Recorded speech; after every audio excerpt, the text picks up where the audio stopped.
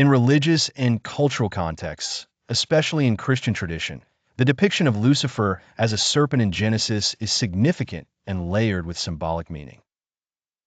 The story of Genesis introduces the serpent in the Garden of Eden as a cunning creature that tempts Eve to eat from the tree of knowledge, which God had forbidden.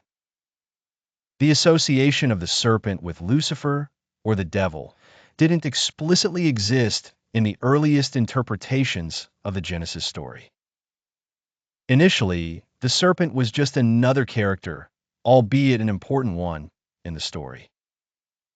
However, over time, as Christian theology developed, interpretations evolved, and theologians began to connect the characteristics of cunning and deception exhibited by the serpent with the traditional understanding of the devil.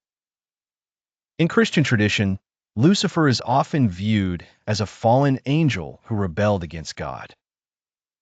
This rebellion paints him as the ultimate deceiver and tempter, qualities that are aligned with the actions of the serpent in Genesis. The connection emerged more prominently in later Christian writings and teachings, where the serpent came to symbolize Satan's entry into the world, his deception of humanity, and the resultant fall from grace.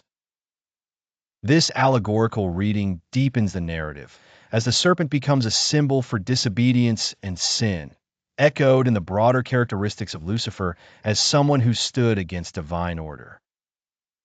This interpretation, once established, provided a framework for understanding the forces of evil and temptation as embodied by Satan, linking them back to the origin story of humanity's fall. Thus, the depiction as a serpent in Genesis is both a portrayal of the specific actions within the story and an evolved symbolic representation of the broader battle between good and evil in Christian theology. Over centuries, this depiction became ingrained in religious doctrine, art, and literature, continuously reinforcing the image of Lucifer as a serpent.